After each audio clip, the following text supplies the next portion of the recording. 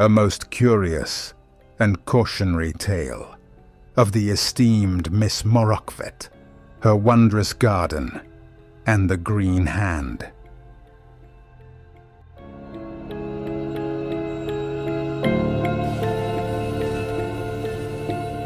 In which the discerning reader will discover a salutary lesson on the variances of human spirits and their ambitions, together with the dire outcomes of utter devotion to one solitary cause.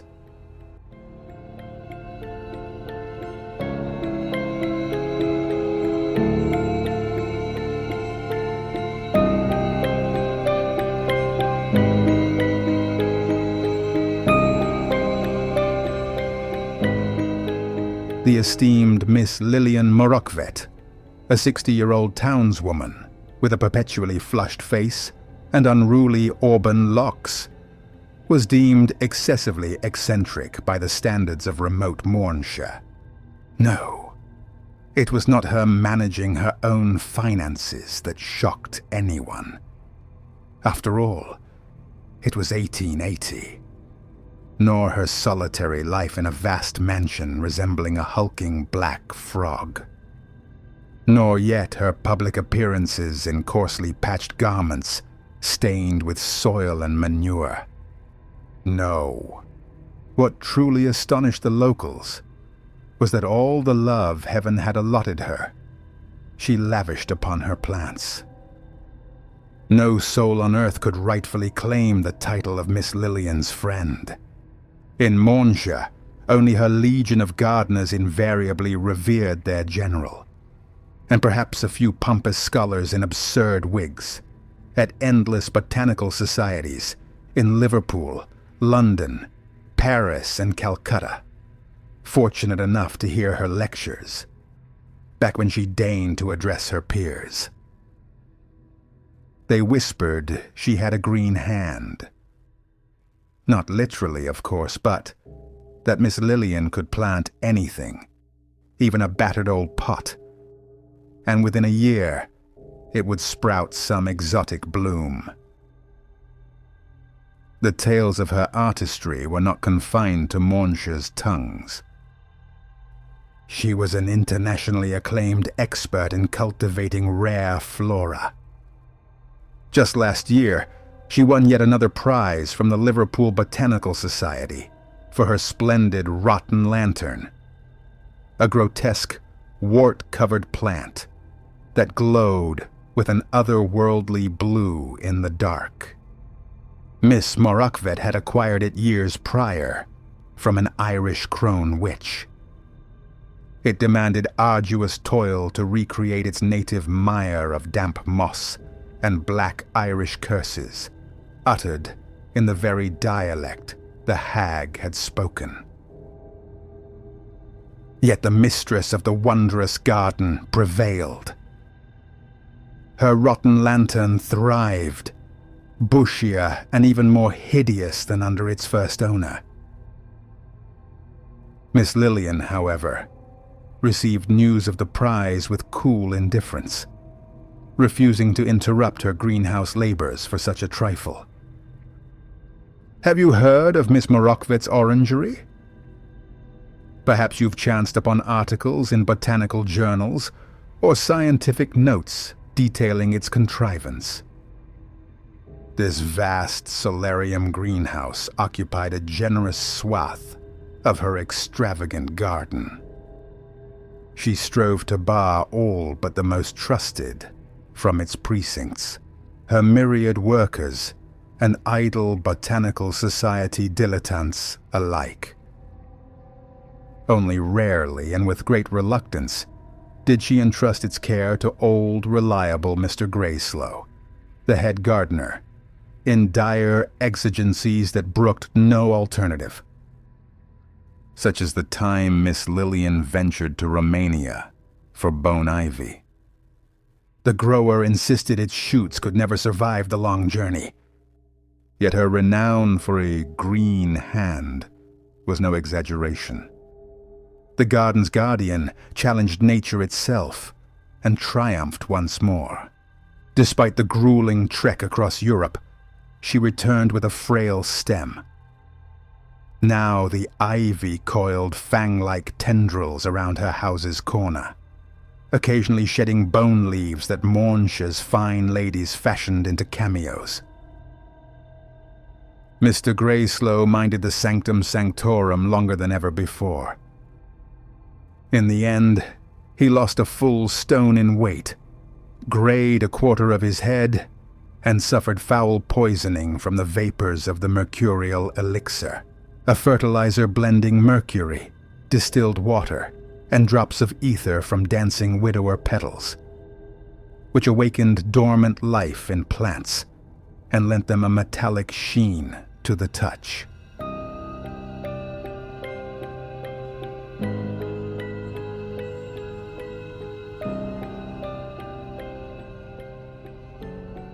One day, as Miss Lilian toiled in the orangery, she casually noted her cherished plants, reflecting oddly in the thick, warped greenhouse panes. For an instant, it seemed they were inverted, roots thrust skyward. What nonsense. She peered closer. The reflection was perfectly normal. The tireless horticulturist resumed her labors. Yet thereafter, she caught glimpses from the corner of her eye. Plants protruding roots up from pots and troughs in the glass. Miss Morokvet resisted the urge to scrutinize the absurd vision, averting her gaze, only to fancy those roots writhing, a faint whisper reaching her ears. Miss Lilian was a skeptical woman. She scoffed at tales of the sinister mirror land, that realm one might tumble into via reflections. Thus, she kept no such foolish talismans at home, the sort Mournshire folk claimed warded off the mirror land. Any rational soul versed in science, like Miss Morokvet, dismissed such superstitions. Mass hysteria or malevolent hypnotic suggestion, perhaps. She was merely overtaxed, or had lingered too long with the opium tincture of silence, a fertilizer blending opium, brandy, and rotten lantern sap.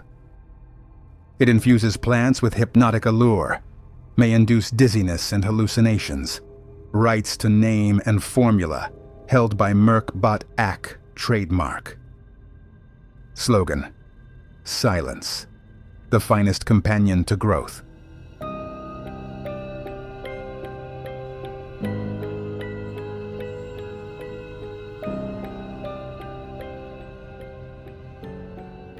For a woman of her build, Miss Morokvet had disproportionately tiny, almost childlike feet. They left muddy prints on the pristine stone floors of the mansion. She kept no spare shoes, tramping about in mismatched boots over freshly mopped surfaces. One boot was already sorely in need of replacement. Miss Lilian mused that soon she'd have to steal precious hours from her garden to visit town and order new footwear. Was that cobbler's shop still open? The one she'd patronized last time? When had that been? 10 years ago? She hung her filthy, heavy mackintosh, her late father's, on an ornate coat rack. Behind it loomed a full-length mirror, installed by her mother so that anyone doffing outer garments might tidy themselves at once. Had Lilian been vainer, she'd have ordered the thing removed long ago, to spare herself the sight of her disheveled hair, wind-flushed face, and gown in its coarse, multicolored patches. Beside the mirror frame lay a pebble etched with a cross, a ward against the mirror realm, left by the servants. While working, they scattered such talismans by every reflective surface, only to gather them upon departure. So the staff hadn't yet dispersed. This irked the floral devotee. The only chatter she tolerated was terse exchanges of information with her gardeners. The potted orchestral tree by the entrance struck up a mournful tune on its trumpet. The other instruments hadn't yet sprouted this season. "You're home early today, Miss Lilian? Tea before supper?" Mrs. Dustbane, the housekeeper, was setting a solitary place for dinner. Miss Morokvet shook her head. The housekeeper grew visibly alarmed. "Nothing amiss? Evening plans?" "I feel unwell," said Miss Lilian, washing her hands at the washstand. She couldn't fathom why Mrs. Dustbane lingered. How much work could there be in those 3 meager rooms? The hall, kitchen, and bedroom. The rest of the mansion stood empty and shuttered, since Miss Morokvet had sold off superfluous furnishings to fund her botanical pursuits. Mrs. Dustbane occasionally itched to air out the vacant chambers, but her mistress regarded such notions coolly. Dust and mustiness. What did she care? The house was merely a place to sleep and take 2 meals a day. If she could slumber in the orangery and subsist on its fruits, Miss Morokvet would. Mrs. Dustbane fussed. Perhaps a herbal infusion. Nah. A foot soak? No. Headache compress? Unnecessary. Homeopathic powders? Perish the thought. To occupy herself, Miss Morokvet watered the sorrowful daylily, one of her favorite houseplants. Its bulbous pot, cracked glaze and all, rested on spindly, mosquito-leg stands. Black, elongated leaves hung limp halfway down the pedestal. Yet the vivid yellow lily, with its true living eye at the center, invariably turned toward any beholder. This unnerved Mrs. Dustbane. Miss Morokvet, contrariwise, deemed it a mark of vigor. "You mustn't overexert yourself, Miss Lilian," the housekeeper pressed.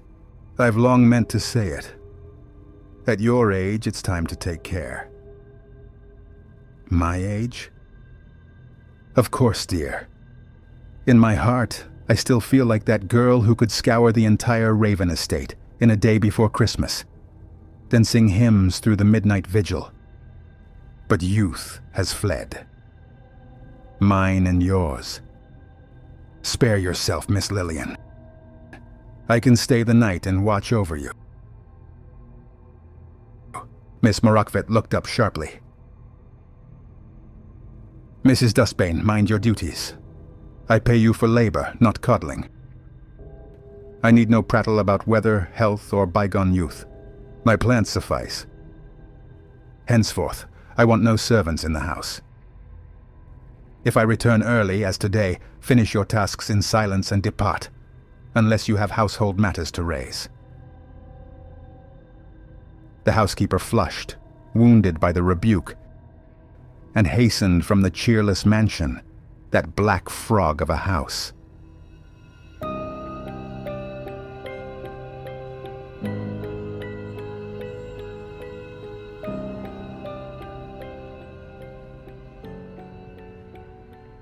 If the meal had been prepared with love, Miss Morokvet took no notice. She was indifferent to culinary arts. Food, like fertilizer, merely sustained life, nothing more. Reluctantly, she turned to the correspondence.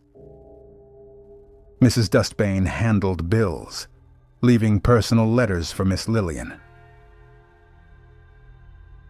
First came a prolix missive from the London Botanical Society, enumerating her merits, awards, and an invitation to be chief guest speaker at the annual conference.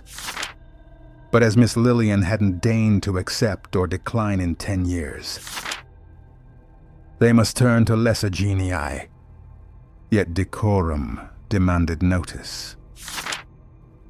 And so they would trouble her no further. Miss Morokvet crumpled the sheet and tossed it into the kindling basket. What drivel!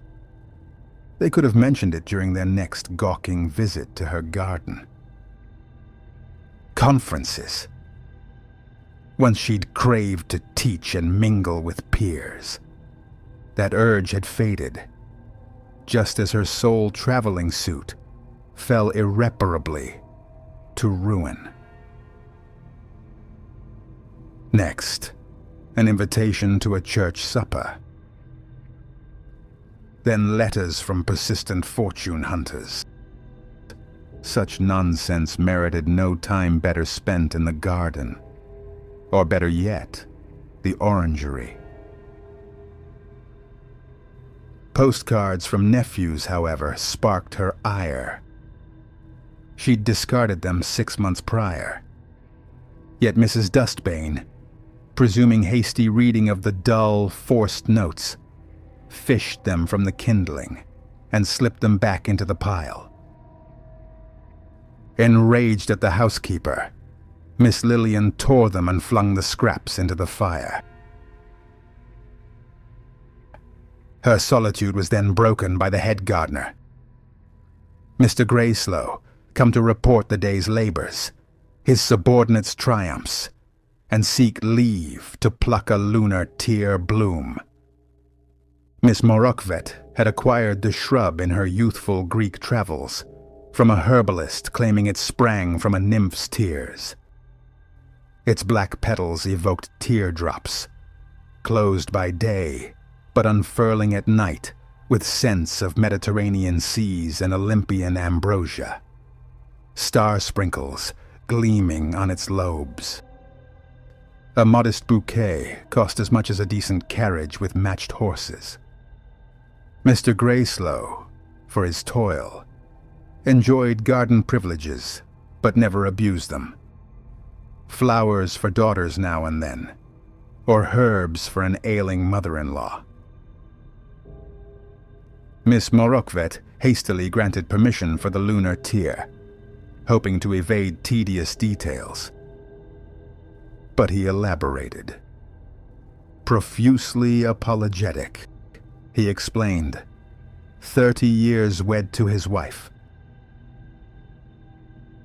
Lilian received the news impassively. 40 years past, young Mr. Greyslow had hopelessly adored her, even proposing, met with refusal. Then, her heart belonged to her bloodthirsty geranium. Sweden, Uppsala, sprouted weed-like on Odin's mound. The smitten youth aimed to win the recalcitrant by excelling as her gardener, only to wed another, sire 3 daughters, and fall out of love entirely. Dismissing him, Lilian apathetically pondered time's flight, and how her satanic cactus, Devil's Peak foothills, Africa, must soon burst into bloom.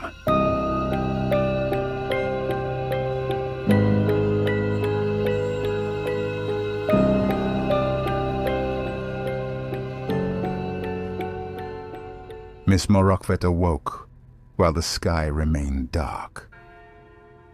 She glanced at the clock. In the uneven glow of a match, the sorrowful daylily's reflection appeared to grow roots upward. But in such dim light, anything might deceive the eye. Resolutely she rose, donned her dress and mismatched boots, and headed to the garden. At dawn, she was to oversee pruning and harvesting the cradle tree, from the grave of Saint Frederick of Prussia, savior of barren women. It was no true tree, but a tall shrub with twisted branches. Most remarkable were its nuts, like sleeping newborns with wrinkled faces. They smelled of vanilla and custard, but were inedible, useless in medicine or horticulture. Miss Lilian kept the cradle tree as a rare ornamental, nothing more. To avoid composting the nearly imperishable nuts, she donated the yield to the vicar's wife, who swaddled them in rags and gifted them to orphanage children at Christmas. The garden cloaked itself in morning mist. In Mournshire, fog was perpetual. Locals discerned its shades like northern tribes their snows. This was the ashen shroud, coal dust gray, with a faint scent of charred wood. Clammy, it clung to skin and crept beneath undergarments. Blinding, it forced Miss Morokvet to navigate by memory. Through the ashen shroud, trees emerged like skeletons, reaching heavenward. Soon she heard the workers. The thick fog muffled, but didn't silence the cheerful voice of a young apprentice. "I still can't believe I touched the cradle tree. It's so sweet. Branches sway even in still air, and it rustles like laughing babies. In my hometown, they say kids come from cabbage. Here in Mournshire, all believe they're grown on cradle trees." Miss Lilian emerged from the mist. Nothing sweet about the cradle tree, its fruits or real infants, she stated coldly, then sharply reminded Mr. Greyslow she preferred silence at work. If his underlings must prattle, let it be in her absence. They labored mutely, breathing scarcely audible. The infants were clipped with care and caution, amid ceaseless babyish laughter, and passed to Miss Lilian. Another's heart might stir, but the garden's mistress inspected them with physician's precision and detachment for pests or blight, then tossed them like logs into the basket. The ashen shroud dissipated. Mournshire's pallid sun cast a few half-dead rays over the garden. Dew gleamed on the lawn, the Algerian broken glass variety, which truly vitrified if unirrigated. Lilian drew antique pocket watch from her apron. Many plants demanded near astronomical timing. Condensation fogged the polished cover. Mechanically, she wiped it, and saw. The cradle tree reflected roots upward. On those roots hung coffins, bulbous tubers, motionless even in gales. From such a coffin, Miss Morokvet had once sprouted her first cradle tree. Were the locals not lying about the mirror realm after all? Or lingered yesterday's malaise? Miss Lilian was never impulsive. She wouldn't disrupt routine for hallucinations. They wouldn't flee. Work came first.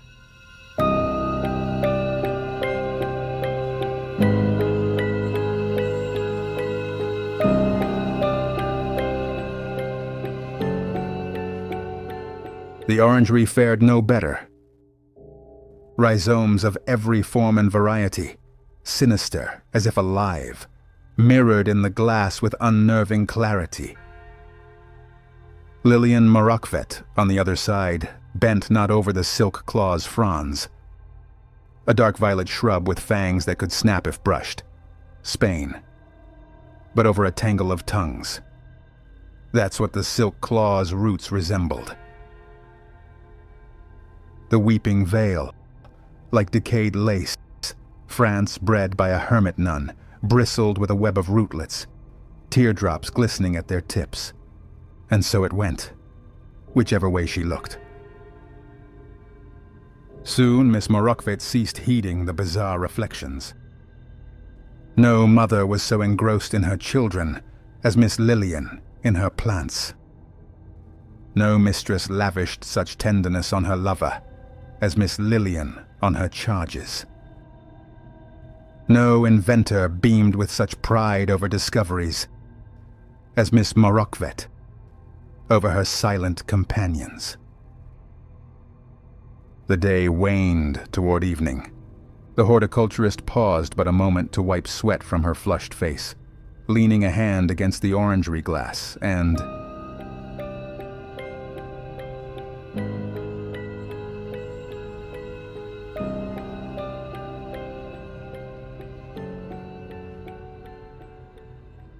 at first, Miss Morokvet assumed mere dizziness. Flowers, pots, and even the coffin-long tables whirled in a frenzied St. Vitus's dance. The garden's mistress sank to the ground, pressing hands to face to quell the devilish carousel.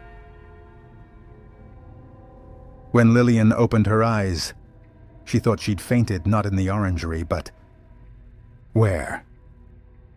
The warped thick panes matched her greenhouse precisely. Yet no plants. No trough tables. No chain-suspended pots. Only a small pit dug in the center of the floor amid a scatter of tools.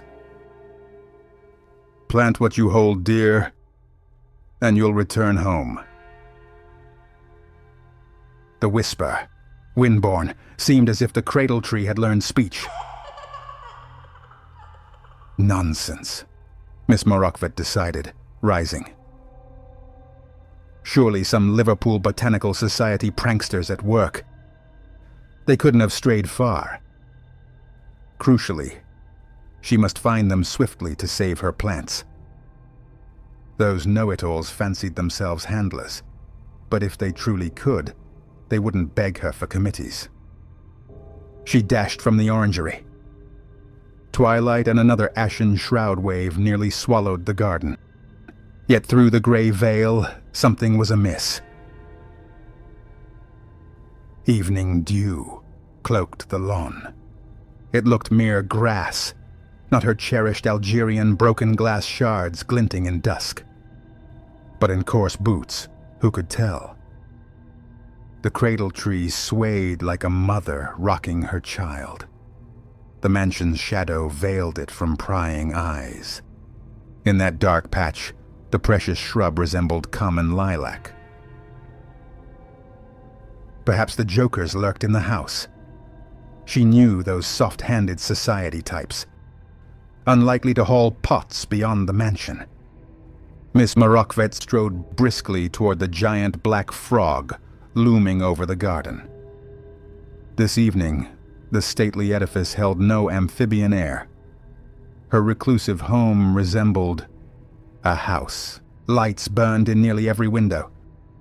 This heartened her. Uninvited guests had overrun her domain. As Lilian rounded the corner, she spied banal ivy, where bone ivy should climb.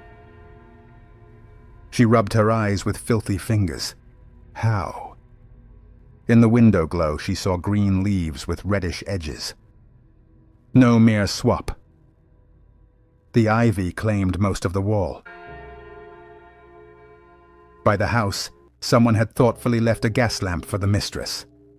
She snatched it and raced back to the garden. Her heart hammered in her throat. Dread twisted her guts. Where the rotten lantern patch had been, sprawled a foolish pumpkin bed. Miss Morokvet smashed a few, groping for the fungal bush. Futile. She ran on. In the lunar tears place, her priceless bloom, a bouquet worth a gardener army's wages, grew sunflowers. No, impossible. Hallucinations, full psychosis, fertilizer fumes poisoning her, toxic sap swallowed, a chill, overwork.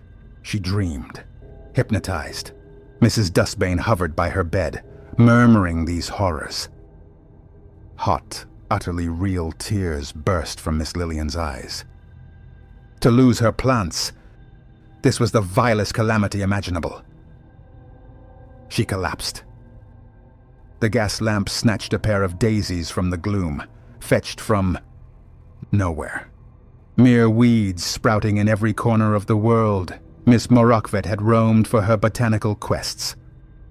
"Plant what you hold dear, and all will change," whispered these dull white blooms, against which Miss Lilian harbored no grudge when they grew beyond her garden.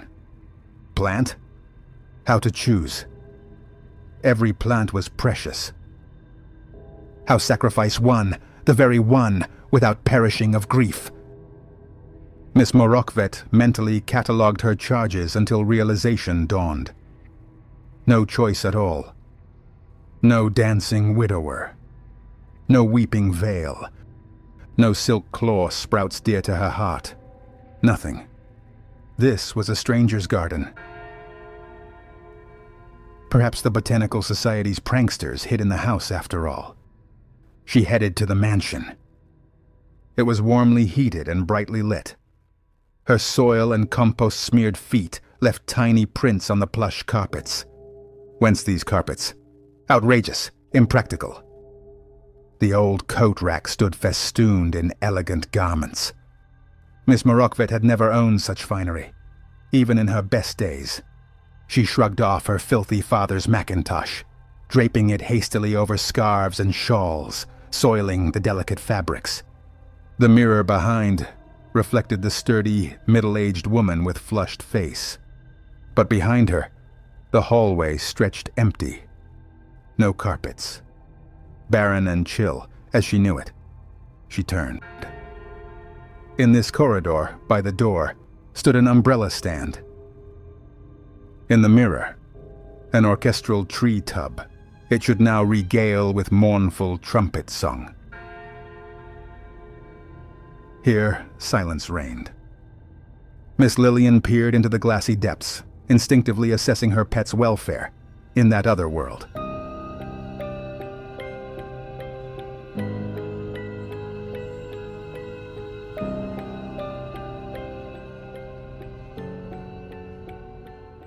The door opened. Impeccably attired Mr. Greyslow appeared, stepping forward with outstretched arms. How dare he embrace her? "Where are my children?" Miss Morokvet cried. "Where always?" he shrugged. "At boarding school." "They'll wither there." "No need for despair, dear. If you're so worried, we can fetch them for the weekend. All three of our boys." Lilian recoiled in horror. Children. Real human children. What could be more dreadful? Mr. Greyslow gazed at her with utmost concern. "I don't understand." "My plants. Where are they? Where has your vengeful soul hidden them?" "Sweetheart, what?" "My garden, my orangery." "Ah, yes, your garden. You tarried again," he chided gently.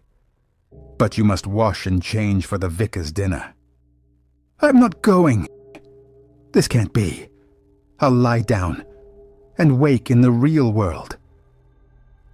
"Plant what you hold dear, and you'll return home," creaked the floorboards as Mr. Greyslow drew near again. "But our friends, neighbors will be there." Mrs. Dustbane promised roast goose. "And your nephews. Splendid that we convinced them to move closer." From the house's depths tumbled 3 ginger-haired youngsters. "So glad you're back, Auntie. We missed you. We love you." "Who are they?" Miss Lilian murmured to Mr. Greyslow. "Your favorite grandnephews. Come, dear. Gather your noisy family. Time for dinner. All you love will gather at one table tonight." But Miss Lilian knew that all she truly loved lingered on the other side of the mirror. Foolish pride. She had dismissed the mirror realm as primitive superstition, forbidding even the hanging of protective charms in her home. In that moment, the garden's mistress believed the moral of her tale lay in hubris, but attentive readers already sensed it did not. "Darling, you've forgotten to remove your work glove." Miss Morokvet glanced down on her right hand. A green cloth glove. The very green hand that all Mournshire admired. "Plant what you hold dear, and you shall see them again," came a whisper. Or was it merely a carriage with ill-greased springs, rumbling past the manor? Miss Lilian tried to peel off the glove, but it seemed to root into her skin. Mr. Greyslow embraced her shoulders once more. "To think, our anniversary, 35 blissful years. Do you regret them, Lilian?" "Regret? No, not quite. Curiosity, rather. A faint flicker. Anxiety for her plants eclipsed all else. Regrets. Even the absurd notion that staying here might grant her this cozy home, brimming with voices and smiles. Beyond the mirror, the orchestral tree piped a mournful elegy on its trumpet. Miss Morokvet fancied she caught its echoes. "Plant it, and the ache in your heart shall cease." She wrenched free from Mr. Greyslow's grasp and fled. "Something forgotten in the garden, dear?" "I swear I don't mind that you can't tell a bluebell from corn."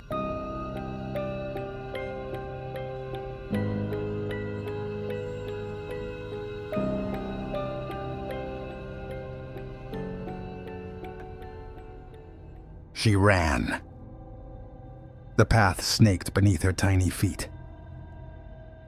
"How badly do you wish to return?"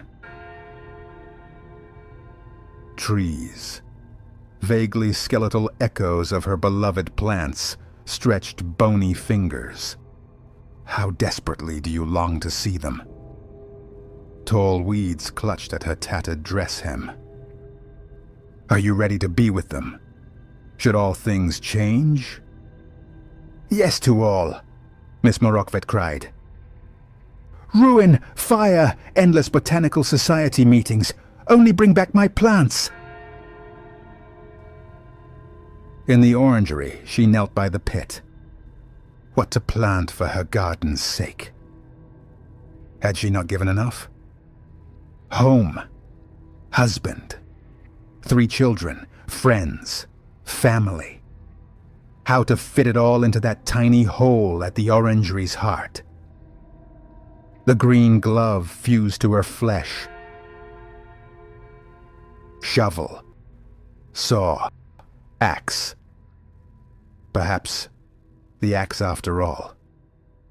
Old, rust-stained like some ancient sacrificial blade crusted with dried blood.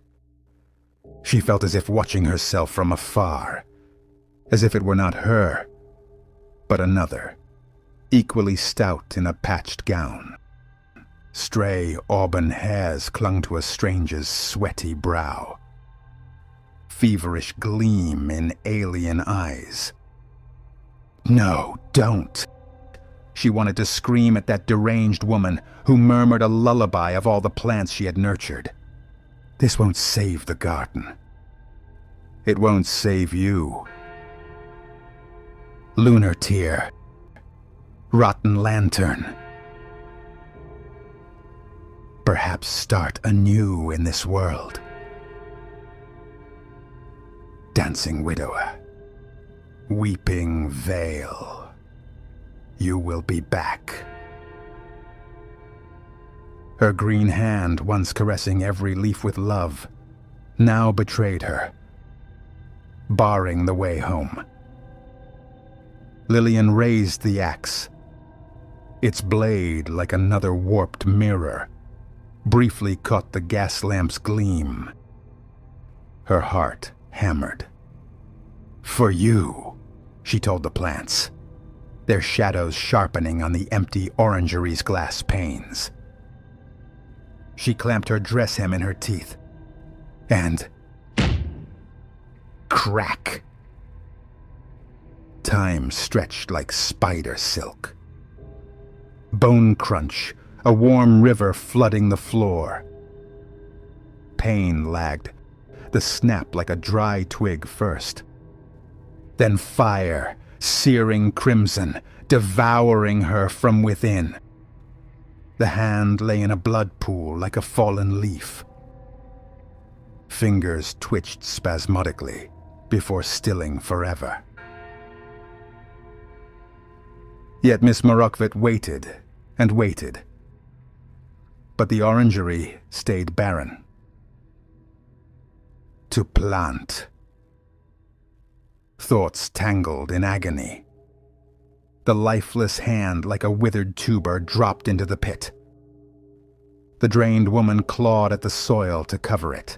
Consciousness ebbed, with the blood still pouring from her mangled stump. Her final thought. Curiosity. What would grow from her green hand?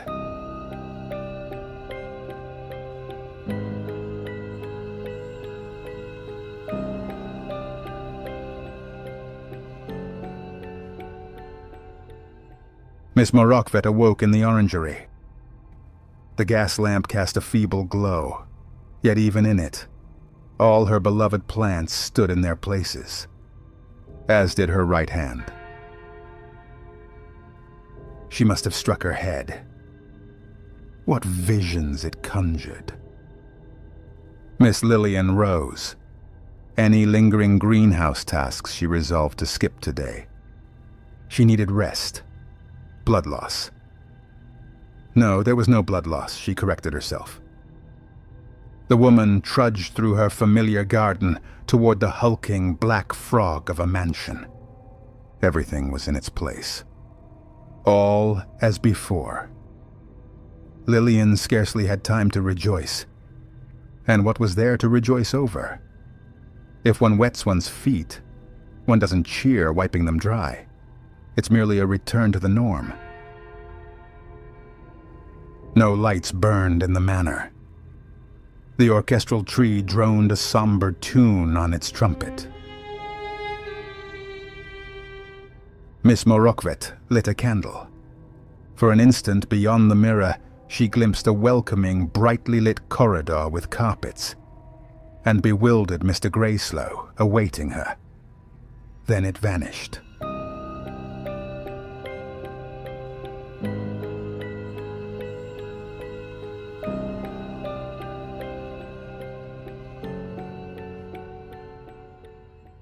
The sun had climbed high when Lilian awoke.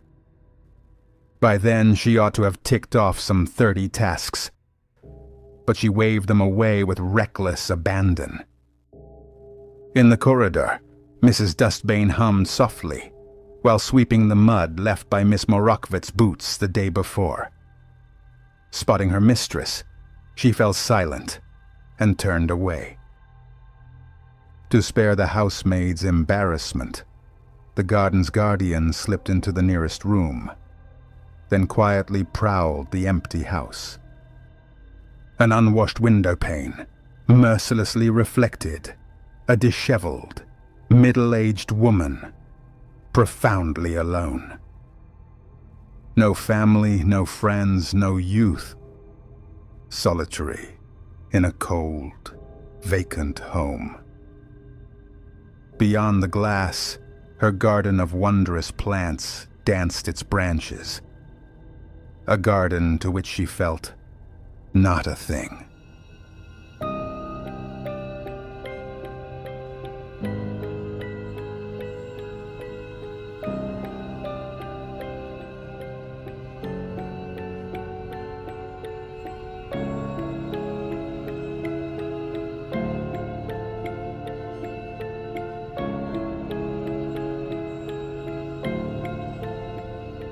You've just listened to a most curious and cautionary tale of the esteemed Miss Morokvet, her wondrous garden, and the green hand, by Juliana W. Sharp. This story belongs to the Mournshire Cycle. where the shadowy county conceals the treacherous mirror realm. One careless step through any reflective surface, and you're lost to it. The exquisite voice belongs to Vartkes. If you'd like more tales to emerge, drop a like and a comment to coax the algorithms into favor. Or support me on Patreon, or buy me a coffee. Thank you for listening. Until next time on the channel, truly yours, the author.